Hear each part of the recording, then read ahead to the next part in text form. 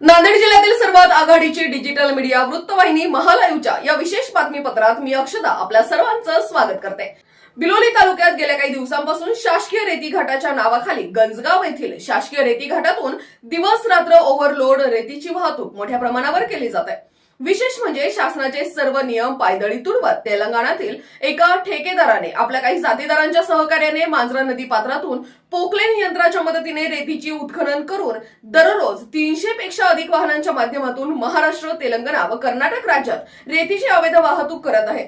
सदरील अवैध व ओव्हरलोड वाहतुकीने शासनाचा लाखो रुपयांचा महसूल बुडत असून जिल्हा महसूल प्रशासन व लोकप्रतिनिधींनी याकडे लक्ष देऊन अवैध रेती वाहतुकीवर आळा घालावा अशी मागणी अनेक सामाजिक कार्यकर्त्यांनी निवेदनाद्वारे करून सुद्धा अद्यापपर्यंत एकाही पथकाने सदरील वाळू माफियांच्या मुसक्या आवळल्या नसल्याने या ठेकेदारास प्रशासनाचा पाठिंबा आहे की काय अशी चर्चा जनमानसात ठिकठिकाणी बोलली जाते। रेती घाटाच्या माध्यमातून शासनाला तुटपुंजे महसूल मिळत असला तरी यामुळे तालुक्यातील अनेक गावांना जोडणारे कोटी रुपयांच्या रस्त्यांची दुरावस्था होत आहे। त्यामुळे वाढत्या तक्रारींच्या अनुषंगाने जिल्हाधिकाऱ्यांनी आता तरी बिलोली तालुक्यातील शासकीय रेती घाटाच्या नावाखाली होत असलेली लूट थांबवतील काय याकडे सर्वांचं लक्ष लागलंय।